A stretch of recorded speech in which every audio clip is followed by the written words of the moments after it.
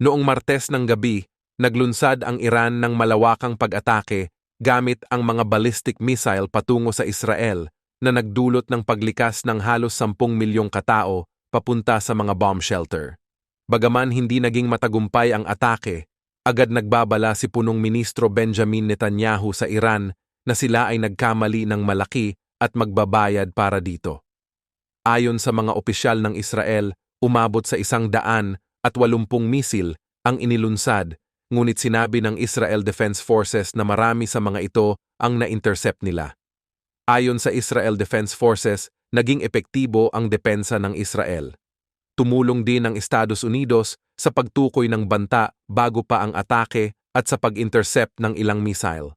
May mga missile na bumagsak sa gitna at timog ng Israel, pero sinabi ng Israel Defense Forces na walang pinsala sa kakayahan ng Israel Air Force na magpatuloy sa normal na operasyon. Sa isang pagpupulong ng Security Cabinet sa isang ligtas na bunker, muling nagbabala si Netanyahu na ang Iran ay nagkamali at magbabayad.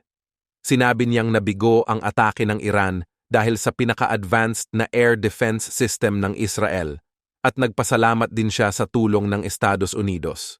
Dagdag pa ni Netanyahu, hindi nauunawaan ng rehimen ng Iran ang determinasyon ng Israel na ipagtanggol ang sarili at maghiganti sa mga kaaway nito.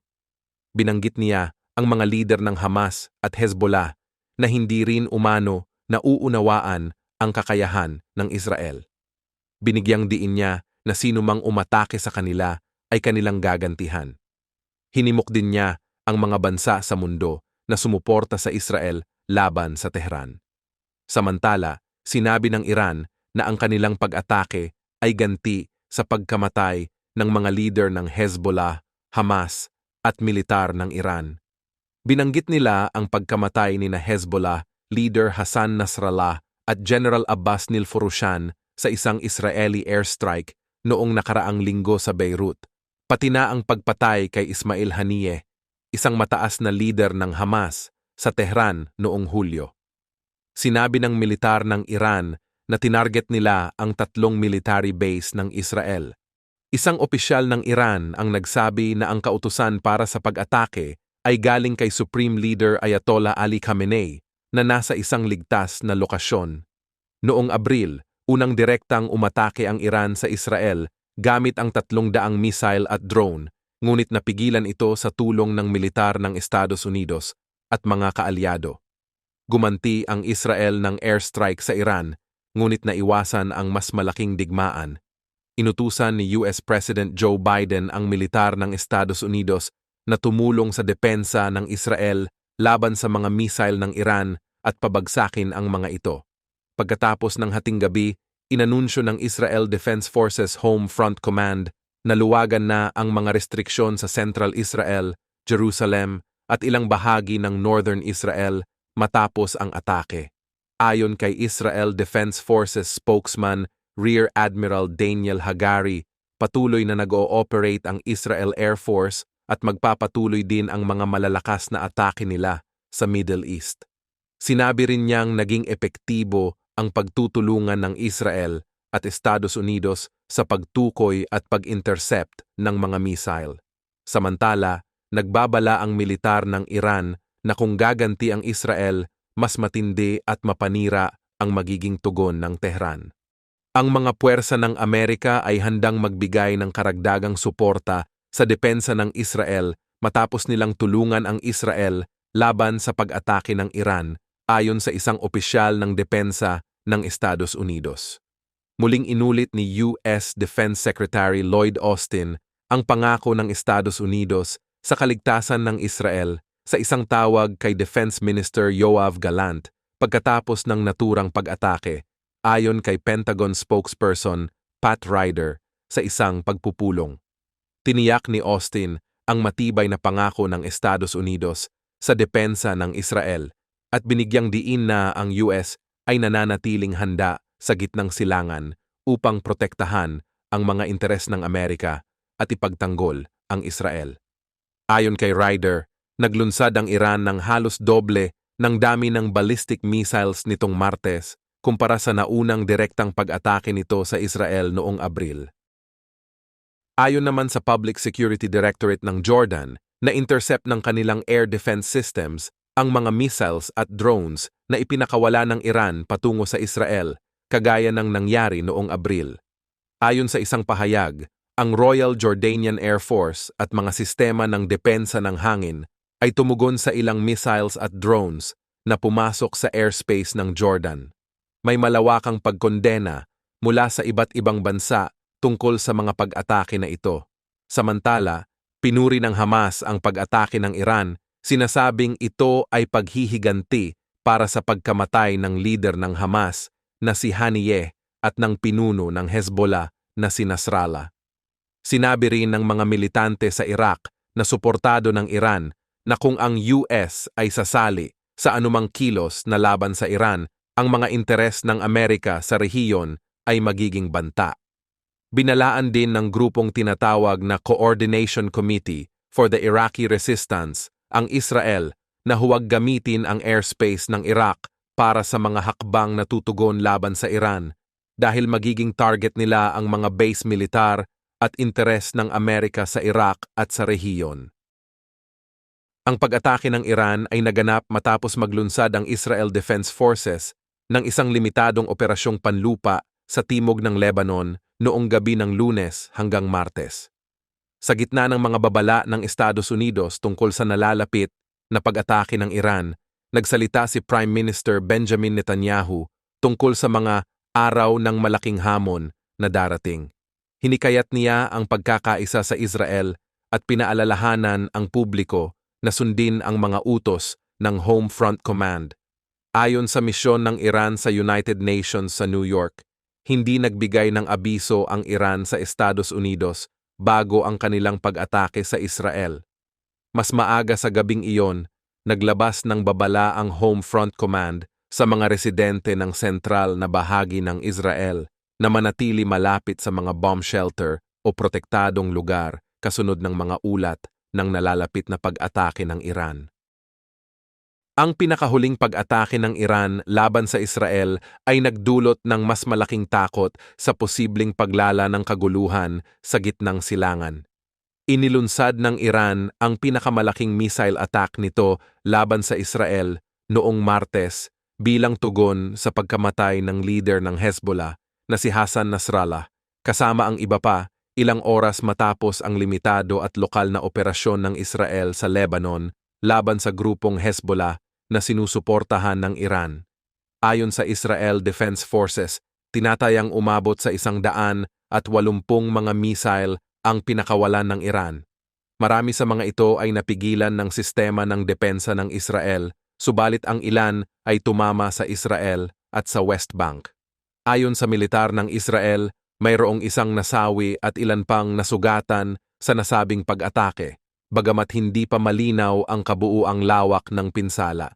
Nag-aalala ang maraming mga lider ng mundo sa posibleng pagsiklab ng mas malawak na digmaan sa rehiyon, lalo na sa pagitan ng Israel at mga proxy ng Iran tulad ng Hamas sa Gaza at Hezbollah sa Lebanon. Sa kabila ng pagsusumikap na maiwasan ang ganitong senaryo, tila lalong tumitindi ang sitwasyon sa ngayon. Isa sa mga malaking pangamba ng mga diplomat ay ang posibilidad na atakihin ng Israel ang mismong Iran, lalo na ang mga nuclear facilities nito.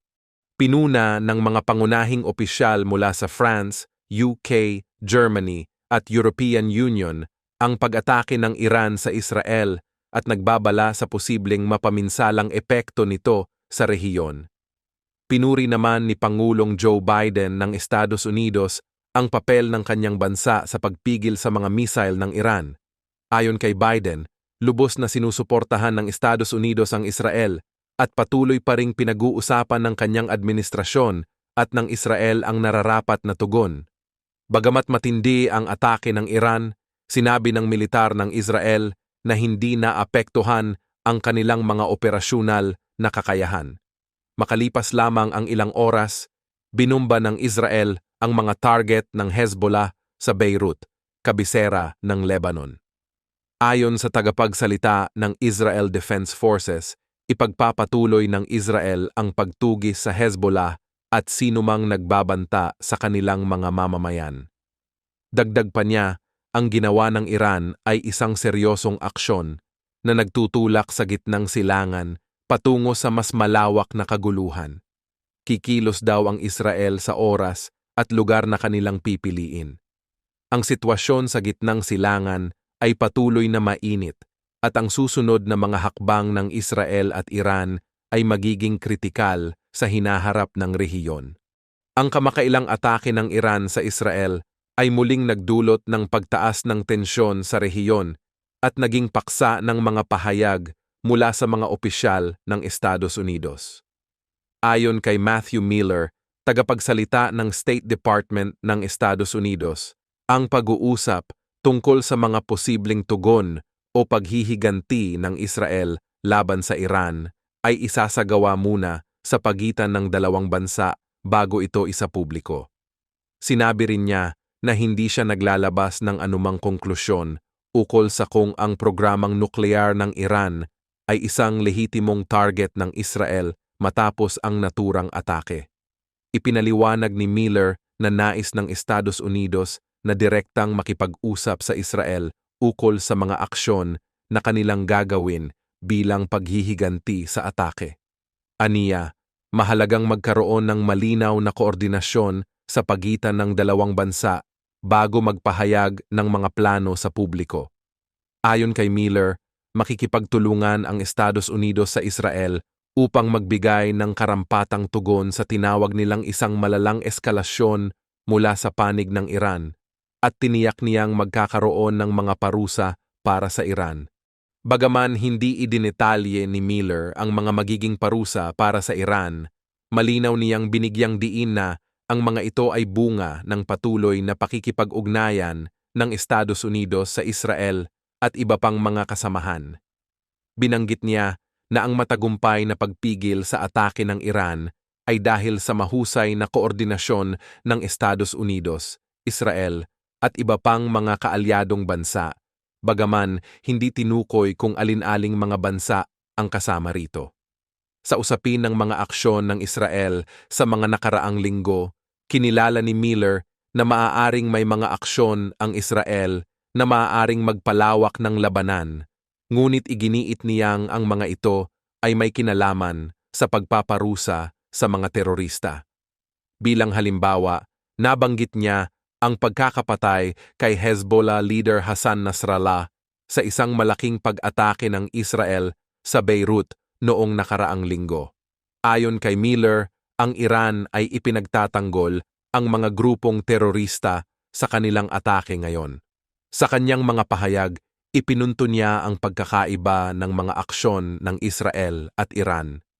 Para kay Miller, ang mga hakbang ng Israel ay laban sa mga terorista, samantalang ang Iran ay nagsasagawa ng atake laban sa isang bansa upang protektahan ang mga teroristang grupong sinusuportahan at kinokontrol nito.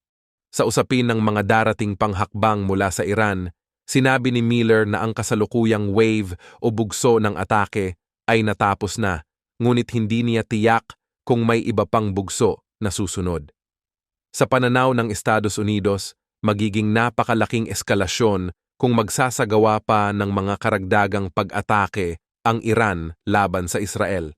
Dagdag pa rito, ayon kay Major General Pat Ryder, tagapagsalita ng Pentagon, ang atake ng Iran noong Martes ay mas malaki ng 2 beses kumpara sa kanilang atake noong Abril. Ang bilang ng ballistic missiles na ipinakawala ng Iran ay indikasyon ng layuning magdulot ng matinding pinsala at ipinahiwatig niya na malinaw ang intensyon ng Iran na sirain ang kanilang target. Ang patuloy na tensyon sa pagitan ng Iran at Israel ay nagpapakita ng seryosong banta sa kapayapaan sa rehiyon at ang mga aksyon ng parehong bansa, pati na rin ang tugon ng Estados Unidos at iba pang mga kaalyado ay magtatakda ng direksyon ng sitwasyon sa mga darating na araw.